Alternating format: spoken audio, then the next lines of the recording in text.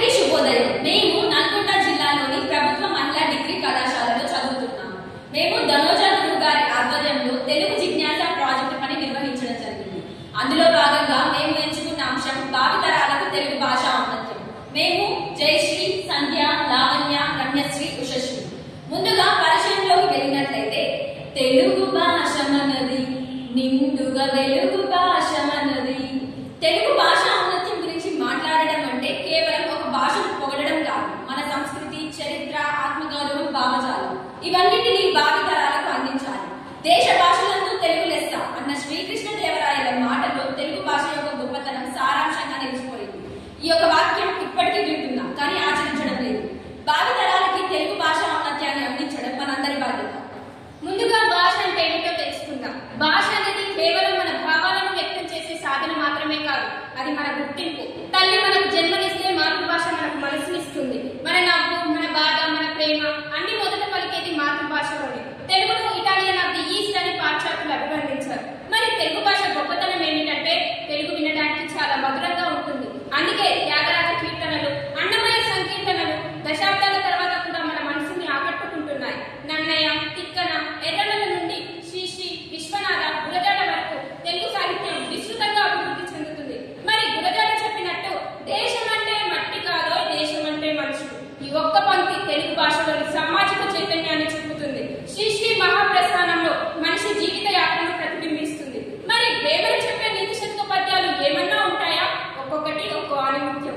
తెలుగు భాషను మాట్లాడడం వలన మన శరీరంలో 72,000 నాడులు ఉద్దీపనం చెందుతాయని సైన్స్ నిరూపించింది. మరి తెలుగును మాట్లాడుతున్నప్పుడే కాదు, రాస్తున్నప్పుడు కూడా భోజనముల పాపాయి చిరునవ్వుకు ప్రతిరూపంగా ఆది అక్షరం ఆ నుండి మొదలవుతుంది మన తెలుగు అక్షరమాల. నేటి పరిస్థితుల్లో ఇంగ్లీష్ ప్రభావం ఎక్కువైపోయింది. మమ్మీ, డాడీ అనడం సులభం అయిపోయింది. అమ్మా, నాన్న అన్న మాధుర్యం కొంచెం తగ్గుతుంది. ఇది సహజ మార్పే అయినా మాతృభాష మరవడం మాత్రం చాలా ప్రమాదం. పరాయి భాష నేర్చుకోవడం మంచిదే, కానీ మన భాషను వదలడం మంచిది కాదు. తెలుగు ఎందుకు అవసరం అంటే తెలుగు మనకు చెట్ల వేర్లను గుర్తు చేస్తుంది. వేరు బలంగా ఉంటేనే చెట్టు నిలబడుతుంది. అలాగే మాతృభాష బలంగా ఉంటేనే వ్యక్తిత్వం నిలబడుతుంది. భాష బతికితేనే జాతి బతుకుతుంది. భవిష్యత్తు తరాలకు తెలుగు భాష ఔన్నత్యం తెలియాలంటే ముందుగా వ్యక్తిగత స్థాయిలో భాష పట్ల బాధ్యత మన నుంచే మొదలవ్వాలి. రోజులో 15 నుండి 20 నిమిషాలు మనం తెలుగు చదవాలి. మన పక్క వారిని చదివేలా చేయాలి. ముఖ్యంగా తెలుగు టైపింగ్ మనం అలవాటు చేసుకోవాలి.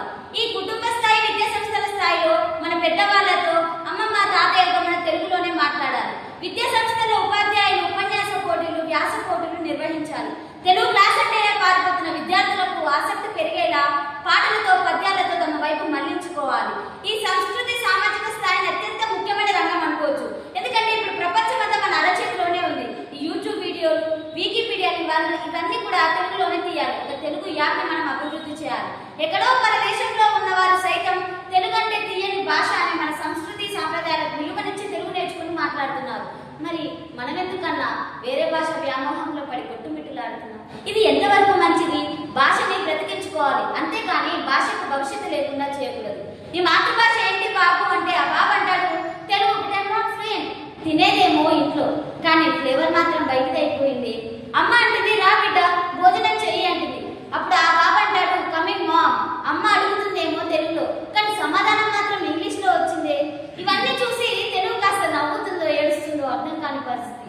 మొత్తం ఇంగ్లీష్ అయిపోయింది. చివరిగా మనం ముగింపులోకి వెళ్ళినట్లయితే తెలుగు మనకు పూర్వీకులు ఇచ్చిన ఆభరణం. దాన్ని వాడితే మెరుస్తుంది, వదిలేస్తే మసకబారుతుంది. మనమంతా గర్వంగా చాటి చెప్పుకోవాలి, నేను తెలుగువాడిని. తెలుగువాడిగా పుట్టడం, తెలుగు నేర్చుకోవడం, తెలుగు మాట్లాడడం మనం చేస్తున్న ఒక జన్మల పుణ్యం కాదు, ఇది జన్మ జన్మల పుణ్యం అని ప్రతి తెలుగుడు గర్వంగా చాటి చెప్పుకోవాలి. అప్పుడే భావితరాలు కూడా గర్వంగా ముందుకు సాగుతాయి. తెలుగు ఉన్నంతకాలం మన సంస్కృతి నిలుస్తుంది, సంస్కృతి ఉన్నంతకాలం మన అస్తిత్వం నిలుస్తుంది. దేశ భాషలందు తెలుగు లెస్స అనేది నాటి మాట, విశ్వ భాషలందు తెలుగు లెస్స అనేది నేటి మాట. ఈ మాటను ప్రతి తెలుగుడు గర్వంగా చెప్పుకోవాలి. ఇవన్నీ